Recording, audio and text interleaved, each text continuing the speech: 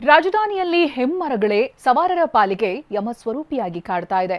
GBA ಅರಣ್ಯ ವಿಭಾಗದ ಅಧಿಕಾರಿಗಳ ನಿರ್ಲಕ್ಷ್ಯಕ್ಕೆ ಸಾರ್ವಜನಿಕರು ಜೀವ ಕೈಯಲ್ಲಿ ಹಿಡಿದು ರಸ್ತೆಯಲ್ಲಿ ಓಡಾಡೋ ಪರಿಸ್ಥಿತಿ ಎದುರಾಗಿದೆ.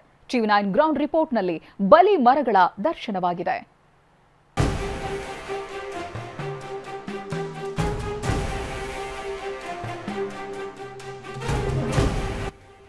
ಬೃಹತ್ ಮರವೇ ಒಣಗಿ ನಿಂತಿವೆ. ರೆಂಬೆ ಕೊಂಬೆಗಳು ಈಗ್ಲೋ ಆಗ್ಲೋ ಬೀಳೋವಂತಿವೆ. ಅದ್ಯಾವಾಗ ಬೀಳ್ತಾವೋ, ಅದಿನ್ಯಾರ ಪ್ರಾಣಕ್ಕೆ ಕುತ್ತು ತರ್ತಾವೋ.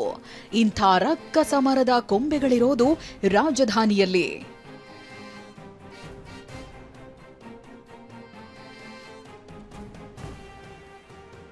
ಬಲಿಗಾಗಿ ಕಾದಿವೆ ಯಮಸ್ವರೂಪಿ ರೆಂಬೆ ಕೊಂಬೆ.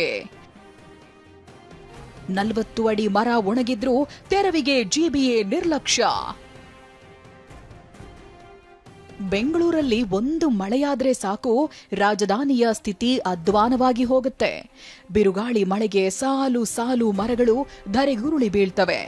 ಮೊನ್ನೆಯಷ್ಟೇ ಬೈಕ್ ಸವಾರನ ಮೇಲೆ ಕೊಂಬೆ ಬಿದ್ದು ಅಸ್ವಸ್ಥಗೊಂಡಿದ್ದ ಯಶವಂತಪುರ ಮತ್ತು ಮಲ್ಲೇಶ್ವರಂನ ಮುಖ್ಯ ರಸ್ತೆಗಳಲ್ಲಿ ಜೀವ ತೆಗೆಯೋಕೆ ರೆಂಬೆ ಕೊಂಬೆಗಳು ಕಾದು ಕುಳಿತಿವೆ.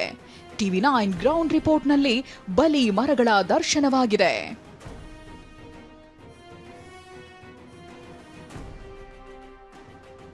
ಮಳೆಗಾಲ ಬಂದರೂ ಸಹ ಇಲ್ಲಿಯ ಜಿಬಿಎ ಅರಣ್ಯ ಇಲಾಖೆ ಅಧಿಕಾರಿಗಳು ಮಾತ್ರ ಇನ್ನೂ ಎಚ್ಚೆತ್ತುಕೊಂಡಿಲ್ಲ. ಮರದ ರೆಂಬೆ ಕೊಂಬೆಗಳಿಗೆ ಕಡಿವಾಣ ಹಾಕಬೇಕಿದ್ದು ಇದ್ಯಾವುದೂ ಸಹ ವಾಸ್ತವಿಕವಾಗಿ ಯಾವುದೇ ಕೆಲಸ ಸಹ ಮಾಡ್ತಿಲ್ಲ. ಸದ್ಯ ದೃಶ್ಯಾವಳಿಗಳಲ್ಲೂ ಸಹ ನಾನು ನಿಮಗೆ ತೋರಿಸ್ತಾ ಇದ್ದೀನಿ. ಈಗಾಗಲೇ ಏನು ಯಶವಂತಪುರದಿಂದ ಮತ್ತಿಕೆರೆಗೆ ಹೋಗುವಂಥ ರಸ್ತೆ ಏನಿದೆ, ಈ ರಸ್ತೆಯಲ್ಲಿ ಬೃಹತ್ ಆಕಾರದ ರೆಂಬೆಯೊಂದು ಸಂಪೂರ್ಣವಾಗಿ ಒಣಗಿ ಹೋಗಿರುವಂಥದ್ದು.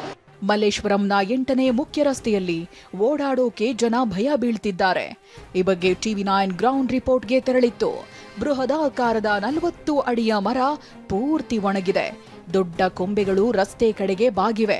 ಗಾಳಿ ಬಂದ್ರೆ ಸಾಕು ಮುರಿದು ಬೀಳೋ ಪರಿಸ್ಥಿತಿ ಇದೆ.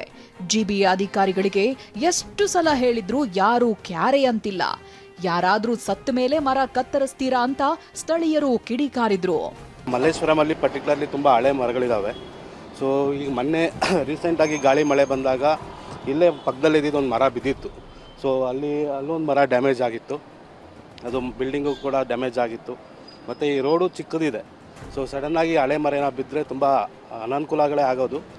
ವಾಹನ ಸವಾರರು ಮತ್ತು ಸಾರ್ವಜನಿಕರು ಭಯದಿಂದಲೇ ಓಡಾಡಬೇಕಿದೆ. ಇನ್ನಾದರೂ ಜಿಬಿಎ ಮತ್ತು ಅರಣ್ಯ ಇಲಾಖೆ ಎಚ್ಚೆತ್ತುಕೊಳ್ಬೇಕಿದೆ. ಸರ್ವೆ ನಡೆಸಿ ಅಪಾಯಕಾರಿ ರೆಂಬೆ ಕೊಂಬೆಗಳನ್ನ ತೆರವುಗೊಳಿಸಬೇಕಿದೆ. ಅರುಣ್ ಕುಮಾರ್, ಟಿವಿ9 ಬೆಂಗಳೂರು.